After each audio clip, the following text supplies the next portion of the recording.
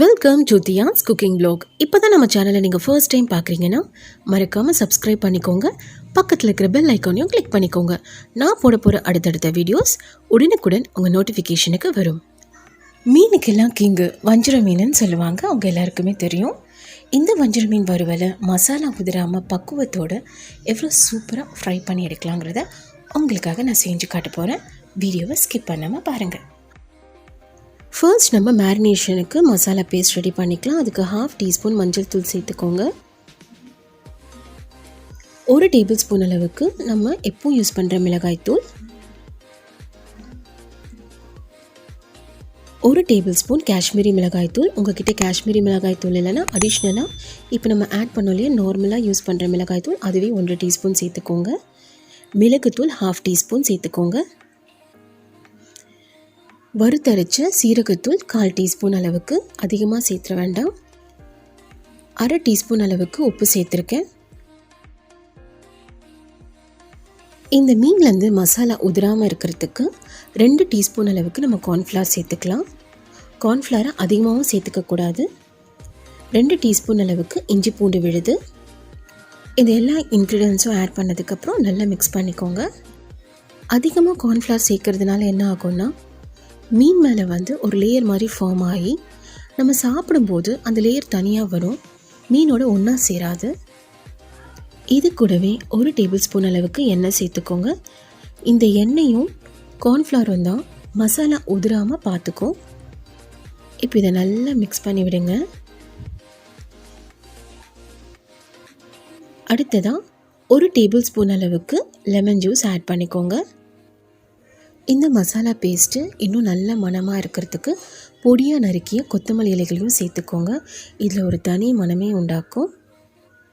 ஒருவேளை இந்த மசாலா பேஸ்ட்டு நீங்கள் ட்ரையாக இருக்குன்னு ஃபீல் பண்ணிங்கன்னா 2 டீஸ்பூன் அளவுக்கு தண்ணீரை சேர்த்துக்கோங்க. இந்த பேஸ்ட்டோட பதம் இந்த மாதிரி தான் இருக்கணும். ரொம்ப திக்காகவும் இருக்கக்கூடாது, ரொம்ப தின்னாகவும் இருக்கக்கூடாது, அந்த அளவுக்கு இருக்கணும். இப்போது 1/2 kg அளவுக்கு வஞ்சர மீன் எடுத்திருக்கேன். இதில் இந்த பேஸ்ட்டை நல்லா அப்ளை பண்ணிக்கோங்க எல்லா சைட்ஸும். மிச்சம் இருக்கிற பீசஸும் இதே மாதிரி கோட் பண்ணிக்கோங்க.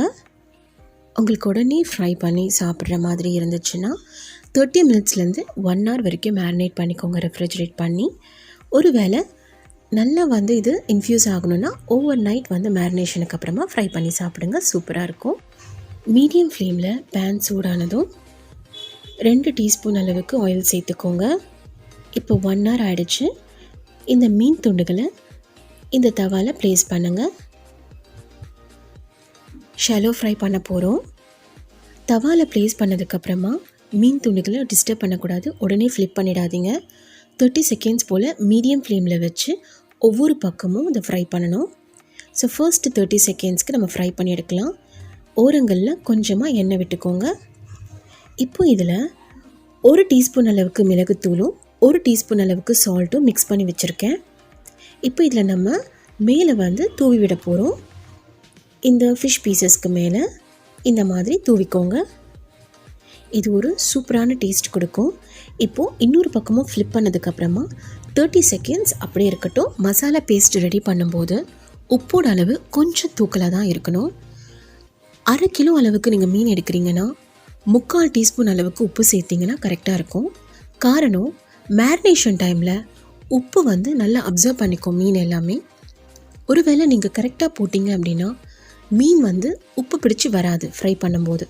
அதுக்காக தான் கொஞ்சம் தூக்கலாக சேர்க்கணும்னு சொல்கிறேன். இங்கே நான் கரெக்டான அளவில் சேர்த்துருக்கேன்.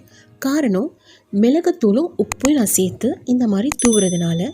உங்களுக்கு இந்த மாதிரி வேண்டான்னா நீங்கள் மசாலா ரெடி பண்ணும்போதே 3/4 டீஸ்பூன் அளவுக்கு உப்பு சேர்த்துக்கோங்க. ஒவ்வொரு பக்கமும் 30 செகண்ட்ஸுக்கு நம்ம ஃப்ரை பண்ணியிருக்கோம் மீடியம் ஃப்ளேமில் வச்சு. இப்போ ஃப்ளேமை அட்ஜஸ்ட் பண்ணி லோ ஃப்ளேமுக்கு மாற்றிக்கோங்க. இப்போ 2 மினிட்ஸ் போல் லோ ஃப்ளேமில் வச்சு இதை ஃப்ரை பண்ண விடணும். ஒவ்வொரு பக்கமும் 2 மினிட்ஸ் டைம் எடுக்கும். எக்ஸாக்டாக 4 மினிட்ஸ் டைம் எடுக்கும் இது ஃப்ரை ஆகி வரத்துக்கு. ரொம்ப நேரமும் இதை குக் பண்ண விட்டுறாதீங்க, ஹார்ட் ஆகிடும். ஒரு சின்ன விஷயம் உங்கள் கூட ஷேர் பண்ணிக்கலான் இருக்கேன். நான் இங்கே யூஸ் பண்ணுற இந்த தவா ப்ரீ சீசன்ட் கேஸ்ட் அயன் தவா. இது PRITHVIMAYAவோட ப்ராடக்ட். ரொம்பவே சூப்பராக இருக்குது. நீங்கள் நான்ஸ்டிக்கில் குக் பண்ணும்போது என்ன ஃபீல் பண்ணுறீங்களோ அதே ஃபீல் இருக்கும் இந்த தோசை தவாவை நீங்கள் யூஸ் பண்ணும்போது. நான் இதை வாங்கி ஆல்மோஸ்ட் 1 மந்த் ஆச்சு. நிறைய ரெசிபீஸ் நான் இதில் ட்ரை பண்ணி பார்த்துருக்கேன். ரொம்பவே சூப்பராக இருக்குது. கொஞ்சம் கூட ஒட்டாமல் வரும். தோசைலாம் பார்த்தீங்கன்னா ஹோட்டலில் கிடைக்கிற அதே பக்குவத்தில் வரும். 4 மினிட்ஸ்க்கு அப்புறம் பாருங்கள், சூப்பராக 2 பக்கமும் ஃப்ரை ஆகிடுச்சு. வஞ்சரம் மீன் ஃப்ரை பண்ணும் போதே அதுக்கு ஒரு தனி மனம் இருக்கும். ஈஸியாக ஐடென்டிஃபை பண்ண முடியும்.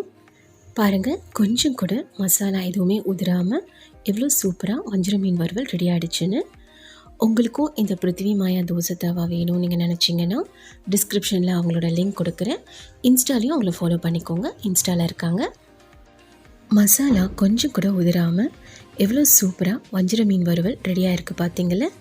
நீங்களும் இதே போல் ட்ரை பண்ணி பார்த்துட்டு எப்படி இருந்ததுன்னு உங்களோட கமெண்ட்ஸை என்னோட ஷேர் பண்ணிக்கோங்க. இந்த வீடியோ உங்களுக்கு பிடிச்சிருந்தா லைக் பண்ணுங்க, ஷேர் பண்ணுங்க, மறக்காம நம்ம சேனலுக்கு சப்ஸ்கிரைப் பண்ணி பக்கத்துல இருக்க பெல் ஐகானை கிளிக் பண்ணுங்க. தேங்க்ஸ் ஃபார் வாட்சிங். பை. இன்னொரு வீடியோவில் உங்களை எல்லாரும் மீட் பண்ணுறது வரைக்கும் பை.